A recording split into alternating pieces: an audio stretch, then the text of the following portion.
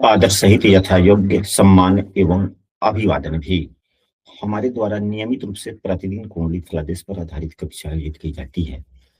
बहुत ही जल्द हमारे द्वारा पूर्ण बेसिक से लेकर फलादेश तक की कक्षा आयोजित की जाने वाली है। यदि आप उस कक्षा में शामिल होना चाहते हैं तो स्क्रीन पर दिख रहे नंबर पर व्हाट्सएप पर कक्षा में शामिल हो सकते हैं। साथ ही यदि आपने अभी तक अपने इस चैनल को सब्सक्राइब नहीं किया है तो सब्सक्राइब अवश्य कर लें। और आइए चलते हैं, अब आज की विषय वस्तु शुरू करते हैं। यहाँ पर व्हाइट बोर्ड पर भी देख रहे हैं कि चौथा भाव। अब हम अपनी अनुभव साझा करते हैं आपसे।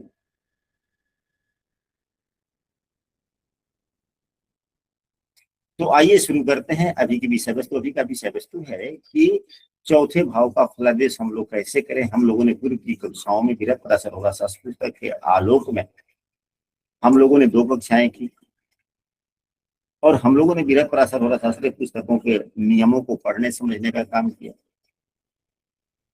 और अब हम लोग अपने अनुभव के आधार पर चौथे भाव का फलादेश कैसे कर सकते हैं, जिसमें बृहत पराशर होरा शास्त्र के भी बतलाए गए सूत्रों का हम लोग उपयोग करें। तो चौथा भाव सुख भाव या माता का भाव कहा जाता है। यह केंद्र स्थान में से एक है। यह मनुष्य के जीवन में, हमारे जीवन में इस भाव का बहुत अधिक महत्व है। चौथे भाव से सुख शांति का विचार किया जाता है और कोई भी व्यक्ति अपने जीवन में अत्यधिक सुख शांति ही चाहता है। जिस व्यक्ति के जीवन में सुख शांति ही ना हो उस व्यक्ति का जीवन कैसा। इसलिए व्यक्ति के जीवन में चौथे भाव का अपना एक महत्वपूर्ण योगदान होता है। हम लोगों ने पूर्वी कक्षाओं में पढ़ा कि यह उत्तर दिशा का प्रतिनिधित्व करता है, यानी कि मध्य रात्रि का प्रतिनिधित्व यह भाव करता है। इस भाव से हम लोग सुख के अलावे वाहन, पारिवारिक सुख भी, माता से सुख, जन संबंध यानी लोकप्रियता, अस्थायी संपत्ति, भूमि, भवन, वाहन, संपत्ति, भूमिगत धन, यश वैसे 10वें भाव से देखा जाता है, लेकिन लोकप्रियता नहीं तो यश नहीं, लोकप्रियता नहीं तो यश नहीं। दोनों एक दूसरे के पूरक हैं, दोनों पूरक।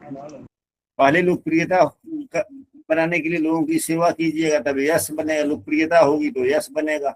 यश और लोकप्रियता दोनों एक दूसरे के पति पत्नी कह सकते हैं, कह सकते हैं कि नहीं कह सकते हैं, दोनों एक दूसरे के। वाहन हो गया तो चौपाए भी, मातृभूमि, हमारा हृदय कैसा होगा, फेफड़े से संबंधित बीमारी इत्यादि। यह चौथा भाव तीसरे भाव से दूसरा है। दूसरे भाव को धन भाव कहा जाता है, इसलिए भाइयों का धन भी भाव कहा जा सकता है। चौथा भाव केंद्र भाव है। इसके स्वामी जो भी होते हैं अपने गुणों को भूल जाते हैं। यदि पापग्रह इस भाव के स्वामी होते हैं तो अपने पाप फल देना भूल जाते हैं, और यदि शुभग्रह होते हैं तो सुफल देना भूल जाते हैं। तो इसीलिए कहा गया है कि यदि चौथे भाव का स्वामी शुभग्रह हो तो उन्हें केंद्राधिपत्य दोष लग जाता है, उन्हें केंद्राधिपत्य दोष लग जाता है। जबकि अगर कोई पापग्रह हो, अगर मान लिया कि मंगल देव स्वामी बनते हो, शनिदेव स्वामी बनते हो, या क्षीण चंद्रमा स्वामी बनते हो, या पापयुक्त बुधदेव स्वामी बनते हो, तो ये लोग अपना, जैसे चंद्रमा क्षीण हो और चौथे भाव का स्वामी हो तो क्षीण दोष समाप्त हो जाता है। बुधदेव पाप युक्त होकर चौथे भाव या 7वें भाव या के स्वामी हो जाते हैं, चौथे या 7वें, चौथे और 7वें के स्वामी हो जाते हैं, और चौथे या 7वें कहना ही उत्तम। चलो ठीक है यार, बस तो उनकी अशुभता समाप्त हो जाती है। चाहे मंगल शनि हो तो भी उनकी अशुभता समाप्त हो जाती है। तो ये तो रहा कि हम लोग चौथे भाव से किन किन चीजों का विचार कर सकते। अब इस कुंडली में चौथे भाव में मीन राशि है, इस कुंडली में चौथे भाव में मीन राशि। राशि है। राशियां क्या होती है? राशियां ही माहौल है। राशियों का निर्माण नक्षत्रों से हुआ है, राशियों का निर्माण नक्षत्र। नक्षत्रों से हुआ। नक्षत्रों से हुआ है। तो आप लोग देखते हैं कि हमारे गांव में तो इस प्रकार की व्यवस्था बनाई गई है कि नहीं बनाई गई है वो मैं नहीं जानता, लेकिन व्यवस्था बात बना हुआ है। किसी ने बनाया है कि स्वतः प्रकृति ने बना दिया है? हम तो जानते हैं कि प्रकृति ने ही बनाया होगा।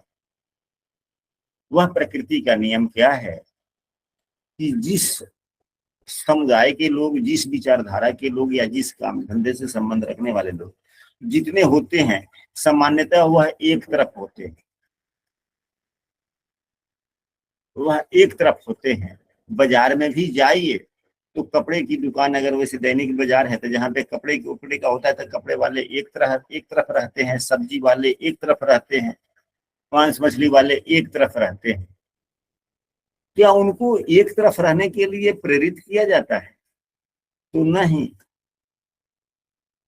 वो दोनों सभी ये जानते हैं कि जहां हम वहीं पे रहें जहां पे हमारे गुण धर्मों से मेल वाले लोग रहें, हमारे गुण धर्मों से मिलते जुलते लोग रहें, ऐसे जगहों पर लोग रहना ज्यादा पसंद करता है।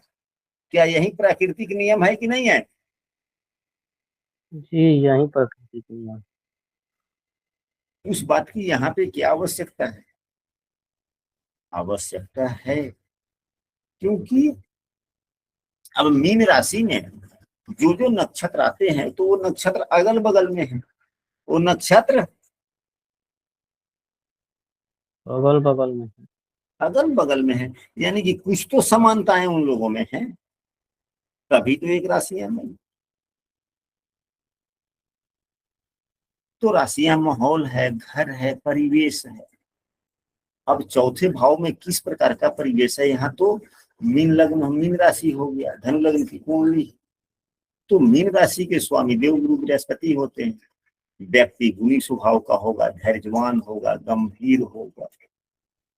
कुछ ग्रहों की भी प्राथमिकता हो जाती है, कुछ ग्रहों की भी प्राथमिकता। अगर कोई ग्रह वहां बैठा हुआ है, देख रहा है, तो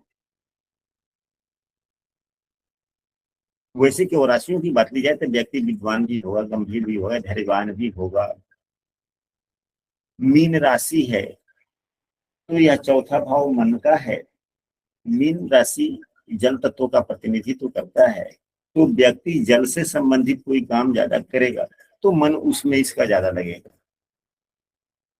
मन में उपकारी भावना होगी, ऐसा व्यक्ति काम करना चाहेगा जिससे हमारी लोकप्रियता बढ़े।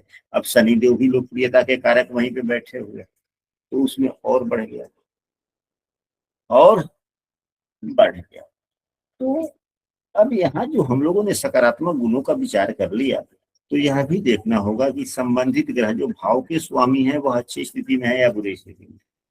तो भाव का स्वामी यदि बुरी स्थिति में होगा तो फलों में कमी आ जाएगी, खराबी आ जाएगा, परिवर्तन हो जाएगा। अगर भाव का स्वामी अगर बलवान है तो इन गुणों में वृद्धि हो जाएगी। अब आप ही लोगों में से कोई एक सदस्य अपनी कुंडली के चौथे भाव के बारे में बोले कि चौथे भाव में कौन सी राशि है, हम उस पर अपनी अनुभव को साझा करते हैं, फिर आप बतलाइएगा कि हाँ लगभग 70-80% या 10% या बिल्कुल नहीं या 100%। कोई भी एक सदस्य बोले।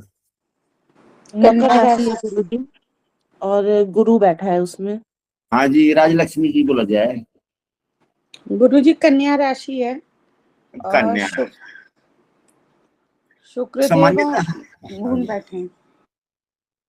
अगर एक ही राशि पर हम चर्चा करेंगे, अन्य राशियों पर आप लोगों को अगर सुनना है, समझना है तो कल इच्छा होगी, कल हम लोग जितना आप लोग राशियों पर चर्चा करेंगे, पूछेंगे, हम अपने ज्ञान की समय की प्रतिबद्धता देखते हुए हम एक ही राशि पर चर्चा कर लेते हैं, कन्या राशि पर।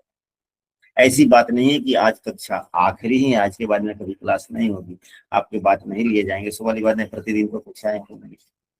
तो कन्या राशि जो है यह उत्तम राशि माना गया।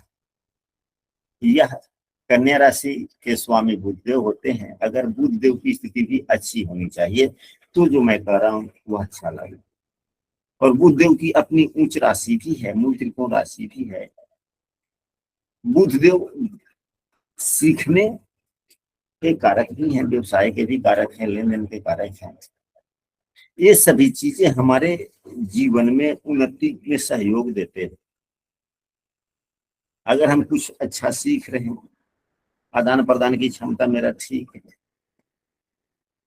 तो हम जो भी काम करते हैं थोड़ा सुगमता से हो जाता है। तो दूसरे शब्दों में हम कह सकते हैं कि हम भाग्यशाली हो सकते हैं।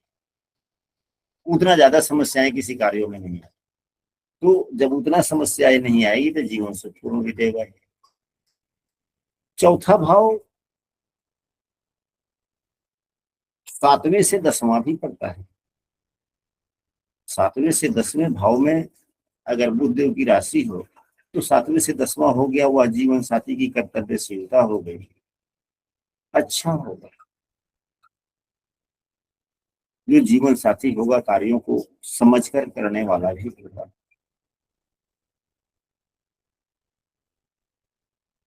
व्यक्ति बुद्धिमान भी होगा, विवेकशील भी होगा, क्योंकि चौथा भाव सीखने का है। अभी आज ही कक्षा में या कल की कक्षा में हम लोगों ने यह पढ़ा है कि यदि चौथे भाव का स्वामी की स्थिति अच्छी हो, शुक्रदेव अच्छे हो, बुध देव की स्थिति अच्छी हो तो व्यक्ति विद्वान पंडित होता है। और चौथे भाव में यदि बुध देव की ही राशि हो और वो भी उच्च की राशि हो और बुध देव अच्छे हो तो हम ऐसे कह सकते हैं कि व्यक्ति बुद्धिमान काफी होगा, लोकप्रिय भी होगा, लेकिन इनकी मित्रता उतनी मजबूती वाली नहीं होगी, क्योंकि मित्रता परिपक्वता से चलता है। मित्रता किससे चलता है? लड़कपन से चलता है, बचपना से चलता है कि परिपक्वता से चलता है? परिपक्वता से। चौथा भाव मित्रता भी है और कन्या राशि के स्वामी परिपक्व नहीं है, इनमें बचपना भरा हुआ है। इसलिए हम कह सकते हैं कि मित्र उतने अच्छे नहीं होंगे जितना कि व्यक्ति सोचता है। तो आशा करते हैं कि हमने जो चर्चा किया, अब आपके कुंडली पर जो हम लोगों ने चर्चा किया, यह कितना प्रतिशत लागू हो रहा है? गुरुजी 100% हो रहा है। मित्र कभी मुझे अच्छे नहीं मिलते। तो अब हम शेष, आज यदि आप लोगों को इच्छा होगा कि नहीं हम हमारे कुंडली के चौथे भाव में फलानी राशि या सब राशियों पर हम, तो ऐसी बात नहीं है कि नहीं होगी चर्चा। हम लोग का अगले कक्षा में कर सकते हैं। तो आज की कक्षा में इतना ही। और आज की कक्षा में जिन जिन सूत्रों का हम लोगों ने चर्चा किया, यदि किसी सदस्य को उससे संबंधित कोई मन में प्रश्न हो, संशय हो तो रख सकते हैं।